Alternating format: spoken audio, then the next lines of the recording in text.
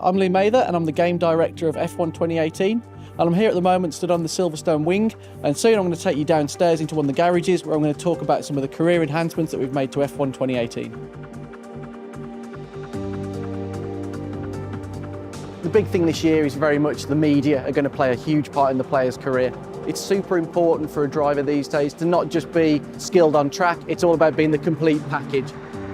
In F1 2018 we've got a new media character called Claire, and she will approach you at various points to ask you questions that are relevant to what's going on through the season. And this could relate to multiple things. It could be on contract moves, it could be on performances in races, it could be on your teammate, on other drivers. The player's going to need to really take into consideration how that impacts on not only the morale of the team, so certain departments will feel demotivated, the time and the price or the unreliability of upgrades will increase, but also how other teams in the paddock perceive them. So it may be that a certain team would like to see a driver who's a great sportsman, demure and good in front of the press, doesn't ever rock the boat, doesn't say anything nasty about anybody, even under high pressure situations. Or it may be that you want somebody who's more of a showman. Some teams really want somebody who's got that character, that effervescence, that buzz with the media. And sometimes they may say things a little bit off the cuff that cause a bit of controversy. As you become reputable in the paddock, you will open up different answers which will allow you to really exert your character within the game. And we also wanted to create some new locations as well. So Claire will perform interviews in areas within the back of the paddock, so between the lorries and the trucks, but also in front of the weighbridge and the scrutineering areas. Answering questions to the media will give an instant outcome there and then. If you impact negatively or positively on a department or your relationship with a team, be that your team or another team, you'll be made aware of that. But you've also got to realise maybe later in the season, these will get pulled up again. And if you've made a promise earlier in the season that you intend to achieve something, that might get pulled up again by the press. You really don't want to make yourself look like an idiot by over-promising, but also you don't want to rubbish people. It's important to maintain a level of professionalism in the game. This is an entirely new system compared to what we did in 2010. It's not built upon any of that technology. The whole thing is tied very closely to all areas of your career. So, for example, something we did last year with the perks system, the player couldn't choose which perks they wanted to unlock. Now you actually use those perks as bargaining tools as part of your contract. You can now task your agent to get you a drive with any particular team.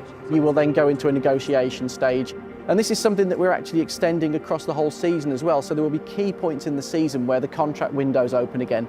So it may be that you take that risk of moving teams during the season. It may be that you move to a team that have got worse R&D than you or a car that doesn't suit you as well. But the perks may look more attractive. You may think that you can progress your career quicker by going to another team. It's super important that I have a value as a player, and that value is really important. If I start to overvalue myself, a team isn't going to go with the contract that I want. If I say I'm going to achieve this and I fail, my value with those teams will go down. In F1 2018, the player will have rivalry with their teammate. That's always the benchmark for how good you are within the team, because obviously you're using exactly the same machinery. But you can also now challenge another rival off the grid. So you can pick who you want to try and beat. And the key thing with that is you can bet your skill level against another driver. If I'm performing reasonably well and I say I'm going to go and beat Lewis Hamilton, I'm going to beat Sebastian Vettel, that's setting your stall out as I'm a strong driver, I can beat the top in the sport. And for that, your reward will be huge in terms of your reputation within the paddock, and that will benefit you in multiple areas of your career.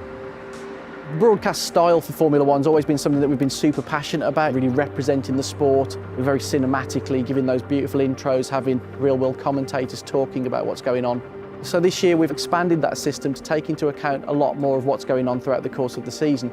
So now race intros will feature things that have occurred in previous races. The press will refer to things that have happened in previous races. So it's not just a case of on a race-by-race basis. This is a long season, and everything that happens will play out through the eyes of the media and through your team.